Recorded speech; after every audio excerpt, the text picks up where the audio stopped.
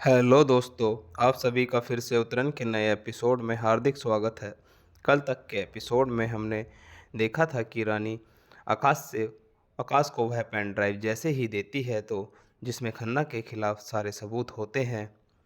और जैसे ही वह पेन ड्राइव आकाश के हाथ में आ जाती है तो आकाश उस पेन ड्राइव को जैसे ही लैपटॉप में लगाता है तो वह देखता है कि असलम खान खन्ना के बारे में वह सारी बातें बता रहा होता है जो खन्ना ने अपने पास्ट में की थी। उसने अपने परिवार के सभी लोगों को कैसे मरवा दिया था और वह कैसे अपने परिवार की सारी प्रॉपर्टी को कब्जाना चाहता था। और असलम खान यह भी बताता है कि उसने सभी को मरवा दिया है इस प्रॉपर्टी के लिए, क्योंकि वह सारी प्रॉपर्टी अपने कब्जे में करना चाहता था।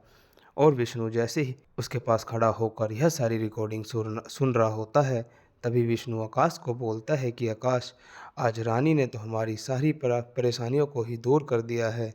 जिस चीज़ को हम इतने दिनों से ढूंढ रहे थे वह चीज़ तो रानी के पास ही मिल गई। भगवान का शुक्र है कि हमें यह पेन ड्राइव जल्दी मिल गई। और फिर आकाश बोलता है कि हाँ, आकाश से बोलता है कि आकाश चलो हम फटाफट जल्दी जाकर पुलिस स्टेशन में इस पेन ड्राइव को दिखा देते हैं ताकि पुलिस वाले खन्ना को पकड़ सकें। और फिर आकाश और विष्णु दोनों जैसे ही पुलिस स्टेशन के लिए निकल जाते हैं तो यह सीन वहीं पर ही समाप्त हो जाता है। तभी हमें अगले सीन के अंदर मीठी को दिखाया जाता है जो मुक्ता के रूम में आ जाती है और वह मुक्ता से बात करने लगती है। और वह मुक्ता को बोलती है कि मुक्ता, तुम्हें याद है ना, जब हम बचपन में छोटे हुआ करते थे तुम मुझसे कितनी ज़्यादा नफ़रत किया करती थी, क्योंकि उस टाइम पर तुम मुझे स्वीकार नहीं कर रही थी। लेकिन आज का टाइम देखो कि हम दोनों के बीच में कितना गहरा प्यार है और कितना गहरा रिश्ता है।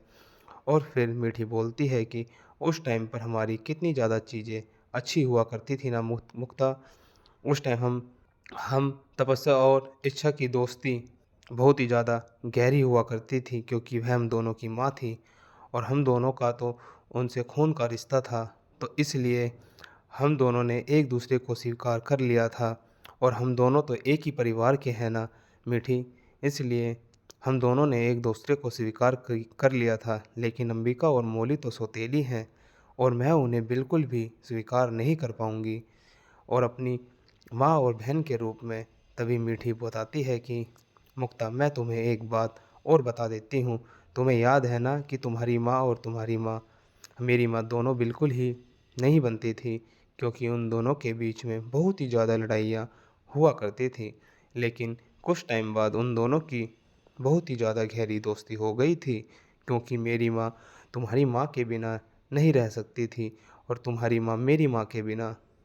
और बोलती है कि हमें अपनी माँ से यह सब चीज़ें सीखनी चाहिए, क्योंकि मेरी माँ तो एक नौकरानी थी और तुम्हारी माँ एक मालकिन थी। लेकिन फिर भी उन दोनों के बीच में बहुत ही ज़्यादा गहरा रिश्ता था और हमें भी अपने रिश्ते को ऐसे ही अपनाना है, उन रिश्ते को ठुकराना नहीं है हमें। तभी मीठी मुक्ता को अपनी सारी पुरानी बातें याद कराते हुए एक दूसरे के गले लग जाती हैं और यह सीन वहीं पर ही समाप्त हो जाता है। तभी हमारा अगला सीन आकाश और विष्णु की ओर शिफ्ट हो जाता है, जो पुलिस स्टेशन में उस पेन ड्राइव को लेकर पहुंच जाते हैं और वहां पर वे मिस्टर खन्ना को भी बुला लेते हैं। जैसे खन्ना जैसे ही विष्णु को देखता है तो वह इंस्पेक्टर से बोलता है कि इंस्पेक्टर साहब, यह बंदे ने जुर्म किया है और यह भागना नहीं चाहिए, इस बंदे को पकड़ लो जल्दी से। और हंसते हुए आकाश और विष्णु से बोलता है कि अब तो तुम कैसे बचोगे, अब तो यह बंदा तुम्हारा जेल में ही जाएगा। तभी इंस्पेक्टर खड़ा होकर बोलता है कि हाँ खन्ना जी, आप बात तो सही बोल रहे हैं। और जैसे ही इंस्पेक्टर खड़ा होता है तो वह खन्ना का ही कॉलर पकड़ लेता है। खन्ना को इसका अंदाज़ा नहीं होता है कि यहाँ पर उसी का ही बलि का बकरा बनाया जाएगा। और खन्ना बोलता है कि इंस्पेक्टर, तुम यह क्या काम कर रहे हो, तुम मुझे क्यों पकड़ रहे हो। तभी विष्णु बोलता है कि खन्ना, मैं जेल में नहीं जाऊंगा, जेल में तू जाएगा। तभी खन्ना को वह पेन ड्राइव दिखाते हुए बोलता है आकाश कि खन्ना, तुझे इस पेन ड्राइव के बारे में तो पता है ना, इसी पेन ड्राइव के लिए तूने असलम खान को मारा था और इस पेन ड्राइव में तेरा सारा काला चिट्ठा है। और पेन ड्राइव को देखकर खन्ना शौक में हो जाता है और आकाश और विष्णु को धमकी देने लगता है कि मैं तुम्हें दोनों को छोड़ूंगा नहीं, मैं ज़्यादा दिन तक इस जेल में नहीं रहूँगा और मुझे कोई भी जेल में ज़्यादा दिन तक पकड़ कर नहीं रख पाएगा। और फिर बोलता है कि अगर मैं कुछ नहीं कर पाऊँगा तो तेरे साथ नंदिनी ज़रूर करेगी। तुझे नंदिनी पूरा बर्बाद करके छोड़ देगी। और पुलिस वाले फिर उसको वहाँ से पकड़कर स्टेशन में डाल देते हैं। और फिर आकाश उस पेन ड्राइव को इंस्पेक्टर के हाथ में दे देता है और बोलता है कि यह पेन ड्राइव आपके सबूत के काम आएगी जब आप इसको कोर्ट में पेश करोगे। और यह सीन वहीं पर ही समाप्त हो जाता है। तभी हमारा अगला सीन मीठी की ओर शिफ्ट हो जाता है, जो मुक्ता और अंबिका दोनों को गले मिला रही होती है। और यह देखकर दादी मन ही मन में किलस रही होती है और मुक्ता से बोलती है कि मुक्ता, एक बार सोच लो बेटा, तुम कोई गलत कदम तो नहीं उठा रही हो। तभी मुक्ता दादी को बोलती है कि दादी नहीं, हमारी माँ ने हमें यह संस्कार नहीं दिए हैं कि हम कोई भी गलत कदम उठाएं। तभी अंबिका तभी अंबिका मीठी को बोलती है कि मैं अपने सबको अच्छा बनकर दिखाऊंगी और मैं अपने बच्चों को भी आप दोनों जैसे ही संस्कार दूंगी। और मैं कभी उनको लड़ाई झगड़े वाला माहौल पैदा करके बिल्कुल भी नहीं दूंगी, क्योंकि मुझे आप दोनों से सीखने को मिला है कि प्यार का महत्व क्या होता है। और तभी यह सीन रानी की ओर शिफ्ट हो जाता है और मुक्ता के बच्चों को अपनी गोद में खिला रही होती है। और वह मुक्ता के बच्चे से बोलती है कि तुझे भूख लग रही है ना, चलो हम दोनों एप्पल खाते हैं। जिस एप्पल को नंदिनी ने मीठी के लिए वहाँ पर रख कर गई थी, क्योंकि उसी एप्पल को खाकर मीठी 5 दिन के अंदर मरने वाली थी। और उसको क्या पता था कि यह एप्पल तो रानी खा लेगी।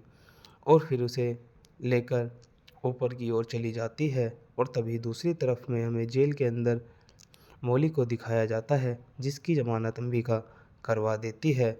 और जैसे ही मौली बाहर आती है तो वह अंबिका से पूछती है कि अंबिका, मेरी ज़मानत किसने कराई है।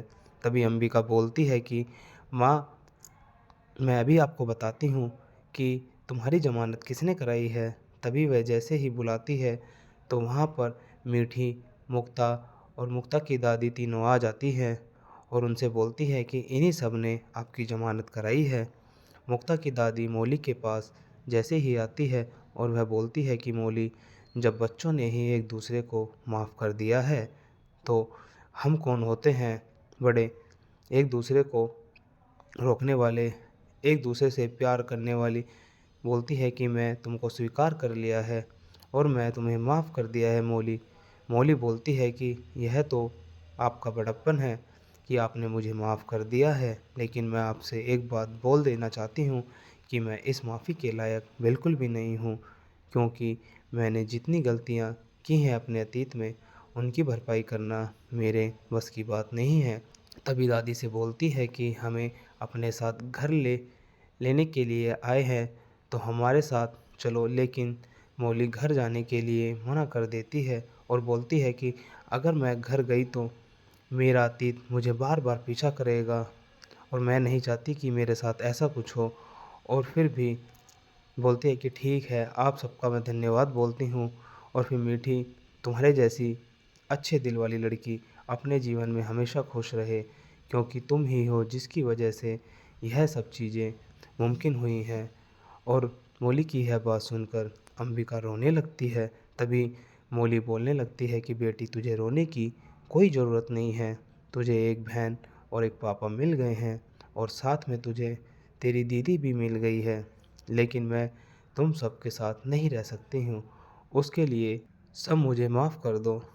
मुक्ता और दादी मौली की बात सुनकर मन ही मन में उदास होते रहते हैं, क्योंकि मौली ने उनके साथ रहने के लिए मना कर दिया होता है।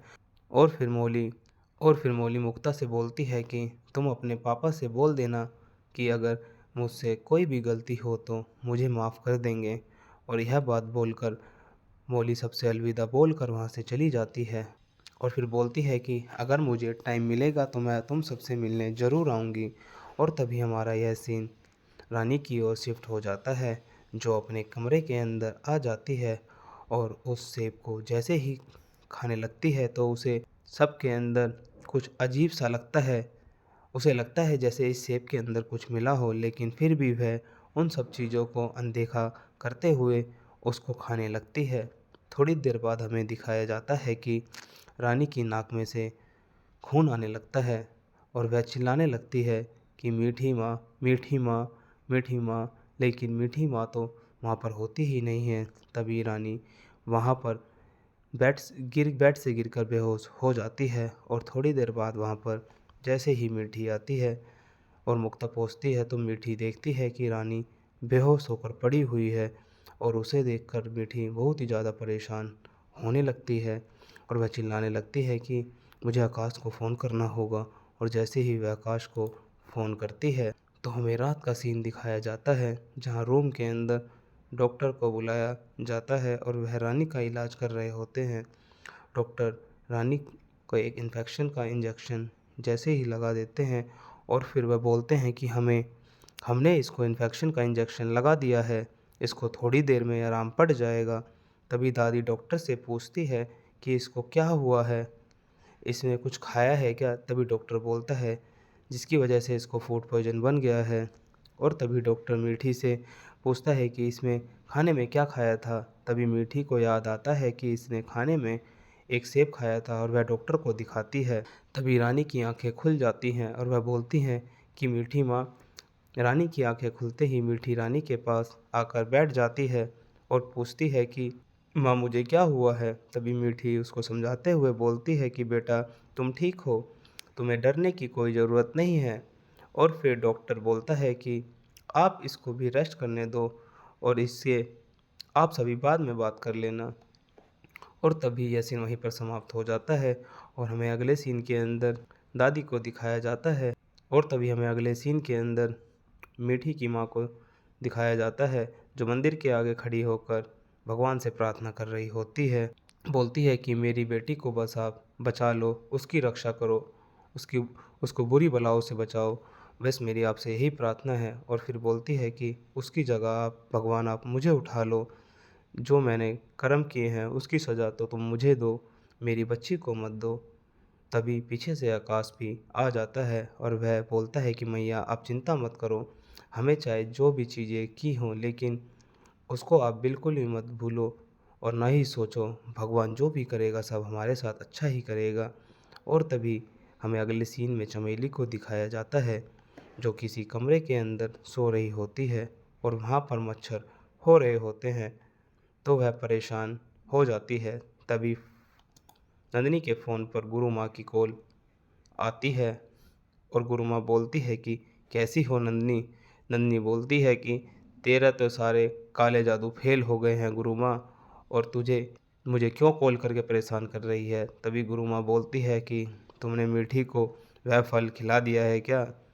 तभी नंदिनी बोलती है कि मुझे तो यह भी नहीं पता कि वह फल मीठी ने भी खाया है या नहीं, उससे पहले तो उन्होंने मुझे उस घर से ही बाहर निकाल दिया है।